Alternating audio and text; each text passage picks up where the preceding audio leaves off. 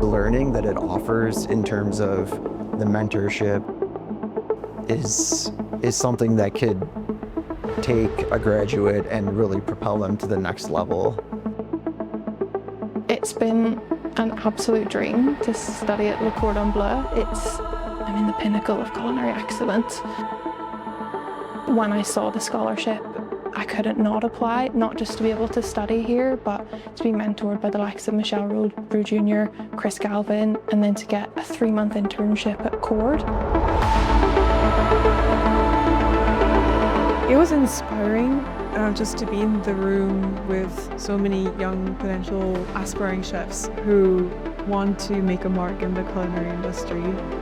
This is, I imagine, what it's like to study at the school, and it was an amazing, amazing opportunity to see what it was like and experience it.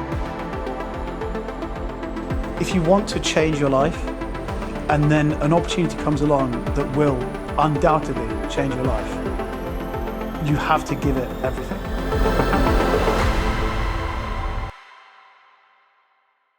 At the end of 2023, I graduated from Le Cordon Bleu London with a Grand Diplome with Pâtisserie Innovation and Wellness.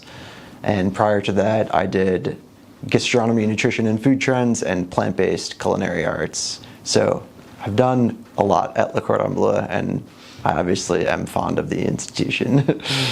When I got the invitation, I definitely was honored and felt really valued as an alumni.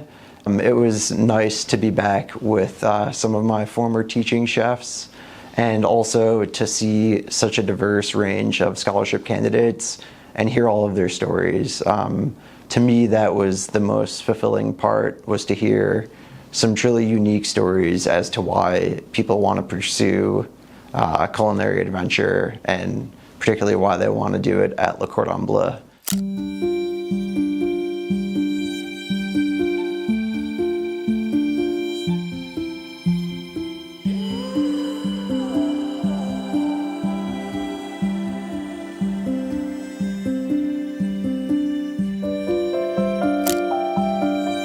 I think it started at a very, very young age for me. I think, like a lot of people, I have memories of sort of cooking with my grandma when I was a child. Every 6 weeks holidays, all of the summer in school was just me cooking with my grandma, trying different things, getting told off for eating the cake batter before it was finished, that sort of thing. But yeah, that's mainly where it started, and then it just sort of progressed over the years. Well, I actually intended to apply in 2019, but that year was the year that the government actually took away what was the maintenance grant that would have allowed me to study at the time. And then after the pandemic, I just sort of got caught up with sort of working for the NHS and stuff after that. This year, it just sort of felt like the right time. A lot of things had come together for me, and with it being the 130th anniversary, it felt like quite a special year, and then I decided to go for it.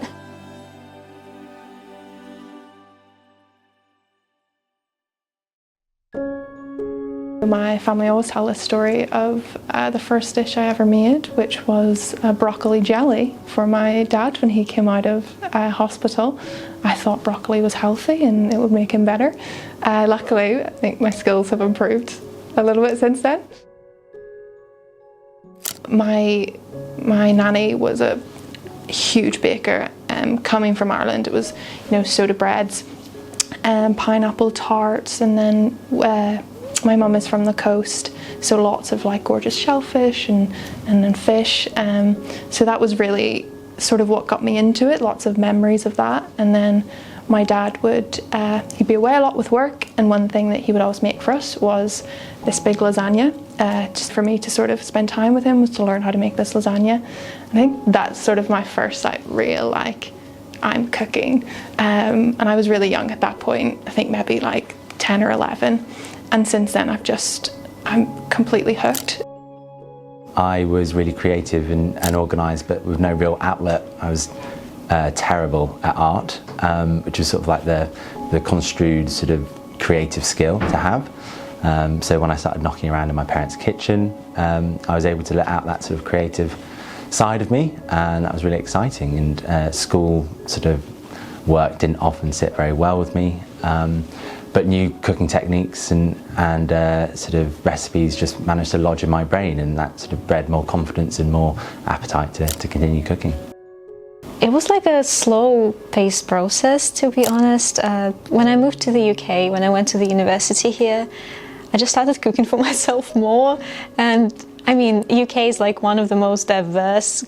It has all of the cuisines here, and I just tried so many different foods, so many different cultures, and I kind of fell in love with it more and more, and it just gave me so much comfort when I realized that the course that I was doing in my university is not what I want, it's not my thing, and I just pushed myself to kind of force myself to finish, to get a degree, but I knew it wasn't the right thing, and it just gave me so much comfort. I decided why not to go into cooking. I feel like that's the one thing that I want to do, and I don't know why I never thought about it career-wise before.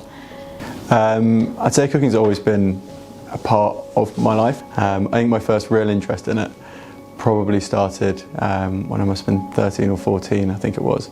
And I went out for dinner, and I was served a cauliflower which was cooked 3 ways. And I sort of became fascinated with the concept of being able to take something as a 13-year-old boy, cauliflower, unsurprisingly wasn't a match made in heaven usually, but then being able to taste this and sort of change my entire perception of how you can cook and sort of do something with something so simple and what many probably wouldn't class as the most exciting ingredient in the world. I mean, it's an incredible opportunity. It would be life-changing. For me, I think it's obviously such a comprehensive scholarship when you have such an intensive course here where you learn everything, but you also get like on-the-floor experience by working in the internship, and then you also get the mentorship. And I think for me, having made this career change, I know I'm still quite young, but making the career change is obviously such an efficient way to like learn everything and kind of get to grips with everything, and then hopefully go from there.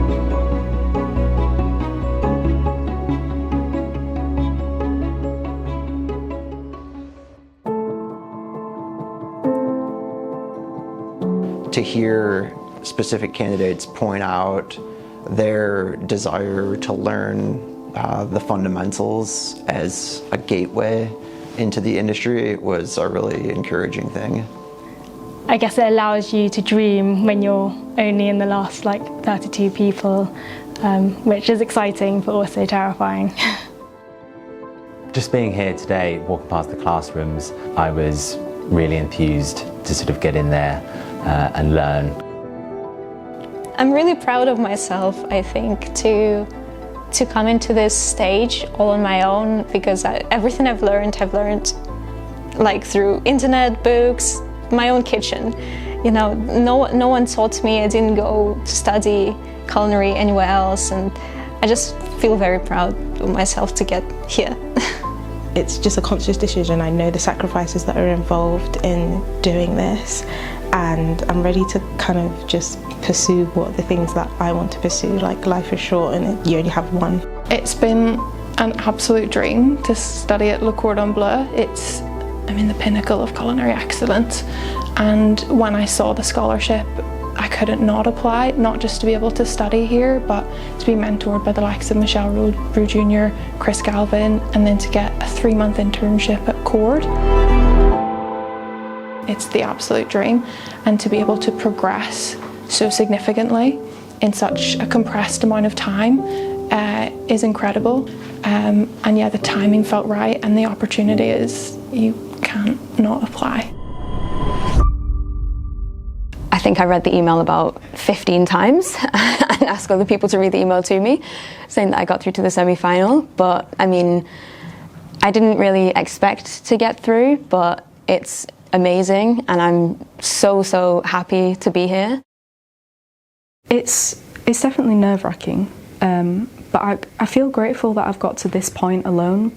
I'm obviously going to put 100% into anything that I do, and with this especially because I believe in it so much. It's probably the first true thing that I've really done for myself so far in my life. The fact that the school is looking to bring back former students to assess giving out such a prestigious scholarship means that they truly value the student experience, and seeking feedback from former students on new potential students, I think, is a great way to foster continued success with the student pipeline. I mean, to be honest about it, because it's a full scholarship at the most prestigious institution that is around. Like, it's the top of the top, and if you win it, you get a full scholarship. You can't get better than that. So I thought, if you're going to roll the dice for anything, go the whole hog. Go all the way.